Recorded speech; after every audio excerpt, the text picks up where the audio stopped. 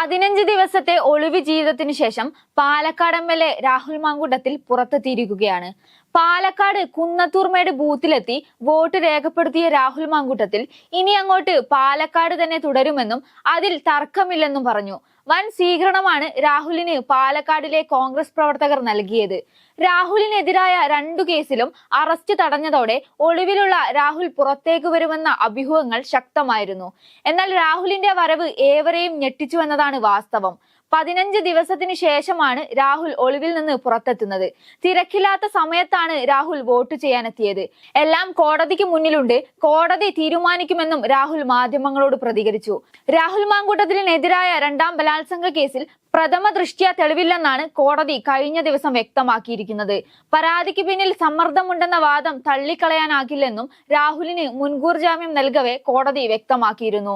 രാഹുൽ ബലാത്സംഗം ചെയ്തെന്ന കേസിനെയും പരാതിയെയും സംശയിച്ചാണ് Thiruvananthapuram principal session കോടതി മുൻകൂർ ജാമ്യം നൽകിയത്. 2 കേസിലും അറസ്റ്റ് തടഞ്ഞതോടെ ഒളിവിലുള്ള രാഹുൽ പുറത്തേക്ക് വന്നിരിക്കുകയാണ്.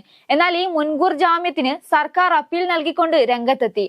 അതിജീവിതയ്ക്കൊപ്പമാണ് സർക്കാർ എന്നുള്ള പ്രസ്താവനകൾ ഇടത് നേതാക്കൾ തന്നെ വ്യക്തമാക്കിയിരുന്നു. തന്റെ ഒളിവ് ജീവിതം അവസാനിപ്പിച്ച് രാഹുൽ വെളിച്ചത്തിലേക്ക് വന്നിട്ടും രാഹുലിന് ശക്തമായ പിന്തുണ നൽകിയ രാഹുൽ ഈശ്വർ ഇപ്പോഴും വലയിൽ അകപ്പെട്ട അവസ്ഥയിലാണ്.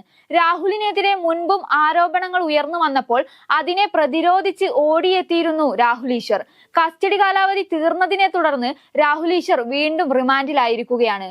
രാഹുൽ മാങ്കൂട്ടത്തിനെതിരെ പരാതി നൽകിയ യുവതിയെ സമൂഹ മാധ്യമത്തിലൂടെ അവഹേളിച്ചെന്ന കേസിലാണ് കഴിഞ്ഞ 12 ദിവസമായി രാഹുൽ ഈശ്വർ റിമാൻഡിൽ കഴിയുന്നത്. ജാമ്യാപേക്ഷ 2 തവണ Thiruvananthapuram additional chief judicial magistrate തള്ളിയിരുന്നു. എന്നാൽ താൻ കുഴിച്ച കുയിൽ താൻ തന്നെ വീണു എന്ന് പറയുന്നത് പോലെ രാഹുലിനായി വധിക്കാൻ പോയി അതിജീവിതയെ സൈബർ ആക്രമണത്തിന് ഇരയാക്കി ഇപ്പോൾ റിമാൻഡിലായിരിക്കുകയാണ് രാഹുൽ ഈശ്വർ. രാഹുൽ മാങ്കൂട്ടത്തിലിനെ പിന്തുണയ്ക്കുന്നവരിൽ മുൻപന്തിയിലുള്ള ആളാണ് രാഹുൽ ഈശ്വർ. താൻ ഇപ്പോഴും രാഹുലിനെ പിന്തുണയ്ക്കുന്നുവെന്നും അതിജീവിതയെ അപമാനിച്ചതിൽ കുറ്റബോധമില്ലെന്നും രാഹുൽ ഈശ്വറിന്റെ പ്രതികരണത്തിൽ നിന്ന് തന്നെ മനസ്സിലാക്കാൻ കഴിയും. കൂട്ടുകാരനെ സഹായിക്കാൻ പോയി വെട്ടിലായിരിക്കുകയാണിപ്പോൾ രാഹുൽ ഈശ്വർ. വോട്ട് ചെയ്ത ശേഷം രാഹുൽ നേരെ എത്തിയത് എം.എൽ.എ. ഓഫീസിലേക്കാണ്. കഴിഞ്ഞ 15 ദിവസം എവിടെയായിരുന്നു എന്ന മാധ്യമങ്ങളുടെ ചോദ്യത്തിന് രാഹുൽ പ്രതികരിച്ചില്ല. എത്ര നേരം നിന്നാലും താൻ പ്രതികരിക്കില്ല എന്നാണ് രാഹുൽ മാധ്യമങ്ങളോട് പറഞ്ഞത്. എന്നാൽ രാഹുലിന്റെ ഈ വരവും കോൺഗ്രസ് നേതൃത്വത്തിനെ കടുത്ത സമ്മർദ്ദത്തിലാക്കുമെന്നത് തീർച്ചയാണ്. ഒരു നിയമസഭാ സാമാജികനെതിരെ ഇതുവരെ ഉയർന്നു വരാത്ത തരത്തിലെ ആരോപണങ്ങളാണ് രാഹുലിനെതിരെ ഉണ്ടായത്. രാഹുലിന്റെ ഈ വരവ് കോൺഗ്രസ് നേതാക്കന്മാർക്ക് നേരത്തെ തന്നെ അറിയാമായിരുന്നുവെന്ന ആരോപണങ്ങളും ഉയർന്നു വരുന്നുണ്ട്. എന്തായാലും രാഹുലിന്റെ ഈ കടന്നുവരവ് കേരളത്തിൽ കോളിളക്കം സൃഷ്ടിച്ചിരിക്കുകയാണ്.